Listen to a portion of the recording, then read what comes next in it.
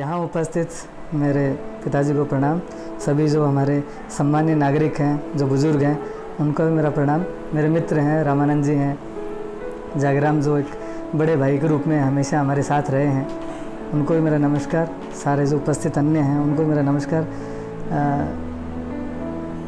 Corona संक्रमण का जहाँ तक इशू है, ये कहीं ना कहीं हर सदी में मानो या 10-20 साल में मानो, देश को, नागरिकों को एक हमेशा इस प्रकार की महामारी से या इस प्रकार की नेचुरल जो डिजास्टर है उससे जूझना पड़ता है। और उसके लिए चाहे प्रशासनिक लेवल पे हो, नागरिकों के लेवल पे हो, एक अच्छे अवेयरनेस की ज़रूरत पड़ती है और एक प्रॉपर संसाधनों की ज़रूरत पड़ती है।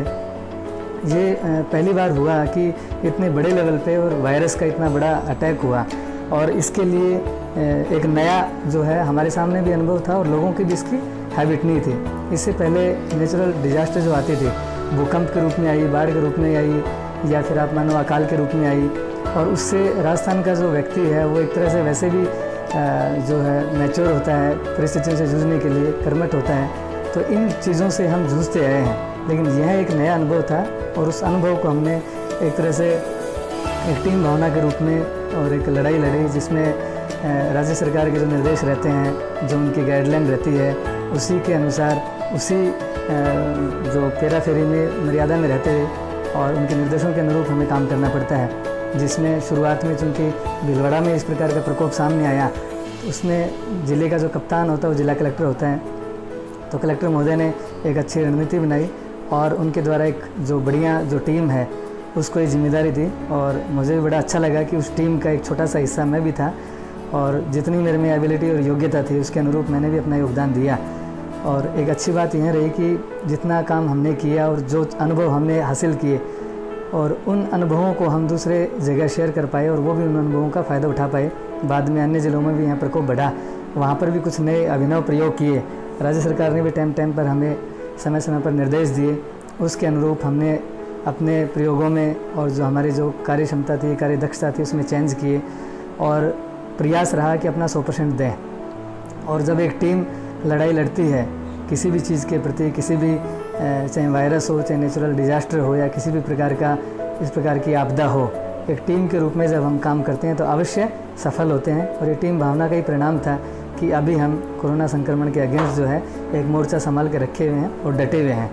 तो आगे भी जैसे सिर्फ अकेला प्रशासन कुछ नहीं कर सकता है, जो नागरिक हैं उनको आगे होकर अपना अपना योगदान देना होता है। आज जैसे हम यहाँ 5 लोग इकट्ठा हैं तो हमें सारी चीज़ों का ध्यान रखना होता है कि मास्क भी लगाना है, थोड़ी दूरी बना के रखनी है। प्रोग्राम में भी हमने यहाँ सैनिटाइज़र यूज़ किया है। तो इस टाइप का एक 5 आदमी जहाँ इकट्ठे होते हैं वो अवेयरनेस हमें होनी चाहिए, और जो स्पेशली जो स्वास्थ्य विभाग की गाइडलाइन है उसकी हमें पालना करनी चाहिए। यह आप सभी से भी एक नागरिक होने के नाते अपेक्षा है, जिसकी हम पालना कर भी रहे हैं। मुझे बड़ा अच्छा लगा कि मैं गाँव में आया तो यहाँ जितनी भी दुकानें थी, 9 बजे से पहले सारी दुकानें वो क्लोज़ भी हो गई। दुकानों पर जो बैठे हैं सब ने मास्क लगाया हुआ है, सब ने एक दूरी मेंटेन की हुई है, सब ने जो प्रोटोकॉल जो डिपार्टमेंट ने जारी किए हैं उनकी भी उन्होंने पालना की है। कहीं कहीं छोटा मोटा रहता भी है तो आपस में समझाइश का दौर भी चलता है। तो एक आपस में इतना भाईचारा और अट्रैक्शन, और एक जो हमारी राजस्थानी संस्कृति है, देश की संस्कृति है, उसको भी इससे बढ़ावा मिला है कि हम एक दूसरे की सुरक्षा के प्रति इतना अपना दायित्व समझते हैं, एक दूसरे को टोकते हैं। अमूमन ये रहता है कि एक दूसरा अगर कोई गलती भी करता है तो गाँव में या शहर में लोग टोका टोकी कम करते हैं, लेकिन आज का दौर जो है, हमें कोरोना ने जो है हमारी संस्कृति में काफ़ी बदलाव भी किए हैं, नकारात्मक भी सकारात्मक भी। तो उसमें हमें सीखने को मिला है कि अगर कोई व्यक्ति ने मास्क नहीं लगा रखा है या दूसरा कोई ऐसा कुछ नहीं किया हुआ है, सुरक्षा के प्रति गंभीर नहीं है, तो बड़ा अच्छा लगता है कि दूसरा व्यक्ति उसको टोकता है, बिना किसी जुर्माने तक की नौबत नहीं आती है। जहाँ तक मेहनत करने का सवाल है, तो जो राज्य सरकार जिम्मेदारी हमें देती है उसके अनुरूप मेहनत भी करनी होती है, काम भी करना होता है, और वो अपना दायित्व समझ के हम करते भी हैं।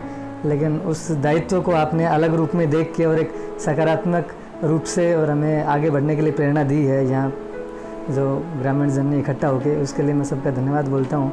और सबसे पहले तो मैं जो मेरे मदर फादर हैं और मेरी जो परिस्थितियाँ रही हैं विपरीत, और उनको मैं धन्यवाद बोलता हूँ कि उन परिस्थितियों से निकले हैं, जब जाके कहीं उन अच्छी चीज़ों को अनुभव कर पाते हैं, और वो कहीं ना कहीं लालसा अपने मन में रहती है काम करने की।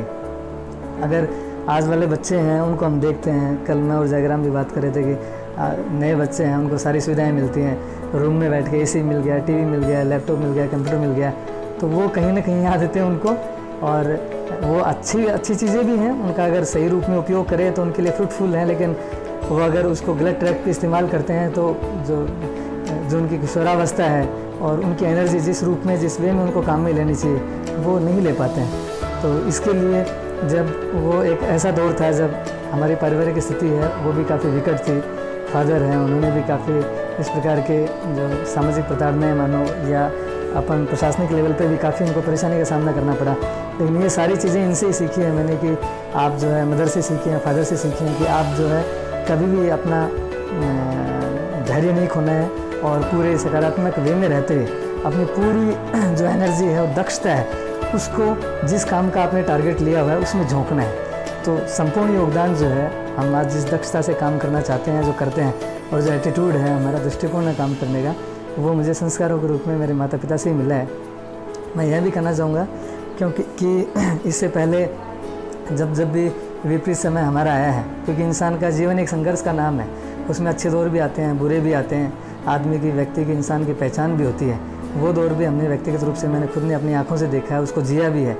उस समय पर जो योगदान रहा है जयग्राम का हमारे परिवार के प्रति बहुत, मतलब मैं पब्लिक मंच पे जितना कहूँ उतना कम है कि इस व्यक्ति ने पग पग पर हमारा साथ दिया है। जब ये मानो कि पूरी दुनिया ने साथ छोड़ा तो एकमात्र परिवार ऐसा था जो हमारे साथ रहा। तो इनके लिए मैं जितना रिटर्न करूं और जितना इनको वापस करूं वो उतना कम है।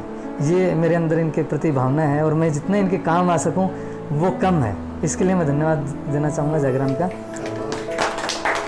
जितने भी लोग हैं सबने उस समय हमारा, जिनका भी जितनी भूमिका थी, योगदान था, सबने अपनी भूमिका भी अदा की, पूरा अच्छा योगदान भी दिया। सही राम जी हैं, इन्होंने भी हमेशा योगदान दिया। ये जयग्राम के टीम के सदस्य हैं, कोर ग्रुप है एक, जो ऐसी कोई परिस्थितियाँ आती हैं तो मोहल्ले पड़ोस में, गांव में, यहाँ मतलब इलाखर गांव के होते हुए भी इन्होंने बसई में अपनी छाप छोड़ी। और जब भी कोई विवाह शादी में जैसा भी इनका अपना एक योगदान था, इन्होंने भी अपने आप को आगे रखा। शेर सिंह अंकल जी हैं, ये भी काफ़ी इनका सपोर्ट रहा, क्योंकि सपोर्ट मात्र ये नहीं होता कि अपन पैसे से करें या फिर अपने दूसरे रूप से करें। सपोर्ट ये होता है कि आप नज़र मिला के अगले आदमी को थोड़ा सा इशारा भी कर देते हैं कि नहीं हम आपके साथ हैं। वहीं होता है एक, जब सेना लड़ती है, सेनापति उनको अपनी ताकत नहीं देता है, लेकिन एक शब्दों का है या फिर उसकी बॉडी लैंग्वेज है, उससे बहुत फ़र्क पड़ता है, उसको मोटिवेशन मिलता है। मंगल अंकल जी हैं, आते रहते हैं, इनका भी बहुत अच्छा योगदान रहा है। बाकी सब रामानंद जी, इनसे भी मैं संपर्क में रहता हूँ, वेदपाल जी संपर्क में रहता हूँ, और हमेशा ये कोशिश रहती है कि जहाँ अपनी पोस्टिंग रहे वहाँ तो अपने को काम करना ही करना है। लेकिन जिस मिट्टी से अपन उठे हैं और जिस दौर से अपन उठे हैं, हर एक चीज़ अपन ने समझी है। ऐसा नहीं है कि सिर्फ पढ़ाई करी, बड़े शहर में रहे, मेगा सिटी में रहे और मेगा सिटी में पढ़ने के बाद में सीधा नौकरी लग गए। एक साइकिल थी मेरे पास, उसने भी जवाब दे दिया था, हर 15 दिन में उसकी सर्विस करानी पड़ती थी। तो वो चीज़ें भी हमने देखी हैं कि धूप में, बारिश में किस प्रकार से काम करना पड़ता है। और जो एक आर्थिक परिस्थिति, आदमी हर प्रकार से लड़ाई को लड़ सकता है, लेकिन उसके लिए सबसे बड़ा परेशानी का जो दौर है वो होता है कि उसके लिए आर्थिक रूप से आज की तारीख में सक्षम होना इंसान के लिए बहुत ज़रूरी है। कहीं ना कहीं आदमी की सामाजिक प्रतिष्ठा है, वो आर्थिक कमज़ोरी की वजह से उसको भी चोट पहुंचती है।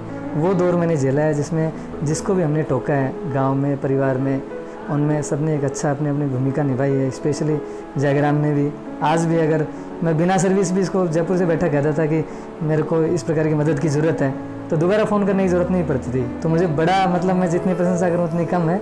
गांव के लेवल पे मैं थोड़ा सा निवेदन करना चाहूँगा कि अपने को भी थोड़ा सा प्रयास करने की आवश्यकता है, क्योंकि बसई गांव अपना क्या बॉर्डर पे है, और बॉर्डर पे गांव होने का थोड़ा सा अपने को नुकसान, थोड़ा नुकसान रहता है। हालांकि सरकारें हैं, जिला प्रशासन है, सब लोग हैं, वो विकास चाहते भी हैं और करते भी हैं, ऐसी बात नहीं है, लेकिन कहीं ना कहीं छोटा मोटा गैप रहता है। तो वो गैप आप अपनी अवेयरनेस से और अपने को प्रोएक्टिव रह के उस गैप को कंप्लीट कर सकते हैं। जैसे कि आज अगर कोई छोटा सा भी प्रोग्राम हमारे पास जिला स्तर पे हम करते हैं, तो हम लोकेशन ढूंढते हैं, तो हम सोचते हैं कि कोई आसपास का अच्छा गांव हो, ताकि ट्रांसपोर्टेशन में इसमें ज़्यादा समय खराब नहीं हो, लेकिन जहाँ स्कोप हो वहाँ हम अच्छा काम कर सकें।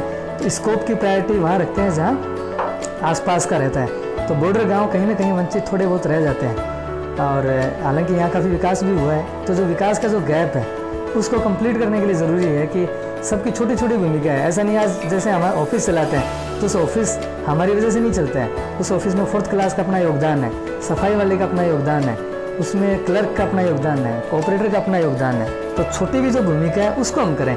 जैसे रामानंद जी, जागराम अंकल जी सारे करते रहते हैं कि जब भी अपना को मिलने वाला अधिकारी आए और आए तो हम सरकार को इतना ही चाहिए कि ठीक है, उनको हम टोकते हैं, कहते हैं, सारी सुविधाएं यहाँ फैसिलिटीज़ उपलब्ध करवाते हैं। एक छोटा सा कोई कैंप करवा लिया, जैसे मैंने समाज कल्याण के लिए आपको रिक्वेस्ट करी।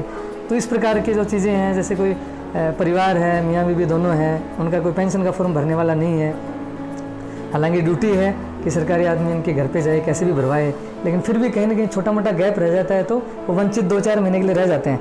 तो उस गैप को कम करने की जिम्मेदारी हमारी है। तो उसमें जब भी मेरे योगदान की कहीं ज़रूरत पड़े, मुझे बड़ा फ़क्र होता है कि जब भी जहाँ पोस्टिंग होती है, वहाँ बसई का कोई आदमी आ जाता है तो मैं पकड़ के बिठा लेता हूँ कि यहाँ बैठ मेरे पास, चाय पी के फिर जाने से कोई काम मत हो। तो वो थोड़ी सी भावना हम सब के अंदर होगी, तो उससे क्या है कि काम करने का एक मज़ा भी आता है और वो फ्रूटफुल भी रहता है और उसका अच्छा आउटकम भी आता है। और जहाँ तक गांव से जुड़ने की बात है, वो यहीं पल बढ़ के यहीं सारी चीज़ें हमने सीखी हैं और यहीं से पले बढ़े हैं। और आज भी जब कोई छुट्टियों का अवसर मिलता है 2-4-5 दिन का, तो मैं इसके लिए अपनी पत्नी का भी जो महत्वपूर्ण योगदान मानता हूँ कि कभी ये नहीं कहती है कि नहीं यहाँ भीलवाड़ा में रहना है, 2 दिन की छुट्टी मिली है, या फिर मैं भी चलती हूँ जयपुर चलते हैं। उनका हमेशा से एंगल ये रहता है कि नहीं, पहली प्राथमिकता आपके माता पिता हैं, आपका समाज है, आपका परिवार है, वहाँ से आप उठे हो, उनका योगदान नहीं होता। आज इस सीट पर आप नहीं होते तो शायद हो सकता है मेरे फादर आपको उस स्क्रूटनी में नहीं लेते कि भाई आपसे मेरे बेटे की शादी करनी है। तो इसका भी एक अच्छा योगदान रहा है। जब भी आता हूँ तो पूरा कोऑपरेट भी करती है, बताती भी है, और मुझे बड़ा फ़क्र है कि मेरे माता पिता मुझसे ज़्यादा उससे बात करने में अपने आप को सहज महसूस करते हैं। तो ये अच्छा लगता है कि चलो उसने घर संभाला हुआ है। गांव के लिए, मोहल्ले के लिए जितनी मेरी क्षमता है, कैपेसिटी है, जितनी आप अपेक्षा रखते हैं, उसमें जो भूमिका आप मेरी चाहते हैं किसी भी रूप में, उसके लिए मैं हमेशा तैयार रहूँगा। और गाँव के एक जिम्मेदार नागरिक पहले हूँ, अधिकारी बाद में हूँ, जिम्मेदार नागरिक के रूप में हमेशा मैं आगे रहूँगा। और इसी प्रकार की महामारी जब भी हमारे सामने आए, तो आज जो एकता पूरे विश्व ने, पूरे देश ने, खासकर राजस्थान के लोगों ने जो एकता दिखाई है, यूनिटी दिखाई है, उससे हम इससे पार पा सकें हैं। क्योंकि इसमें किसी व्यक्ति विशेष का कंसेप्ट या व्यक्ति विशेष की कोई जो आउटलाइन है वो काम में नहीं आती है। सब लोगों का या अलग अलग पार्टिसिपेशन होता है और सब लोग मिलके लड़ते हैं, तो उसमें हम सफल होते हैं। तो बसई के लिए जब भी मेरे से आप लोगों की कोई भी अपेक्षा या भावना जुड़ी रहेगी, मैं कोशिश करूँगा कि उस आपकी भावना पे और इमोशंस पे मैं खरा उतरूँ। बाकी इंसान के रूप में छोटी मोटी गलतियाँ भी रहती हैं और गैप भी रह जाता है, त्रुटियाँ भी रहती हैं, उसके लिए मैं क्षमा प्रार्थी भी रहूँगा, पूर्व के लिए भी और आगे के लिए भी। और आपसे भी अपेक्षा करूँगा कि जब भी मेरे लायक कोई सेवा हो तो बिल्कुल मुझे एक छोटा भाई मानकर, बेटा मानकर मुझे आदेश देने, मैं हमेशा तैयार रहूँगा। आज जो आपने लाड़ प्यार दिया है छोटा भाई और बेटा मानकर, मुझे बड़ा अच्छा लगा और इसके लिए मैं आपको बहुत बहुत आभारी हूँ। धन्यवाद।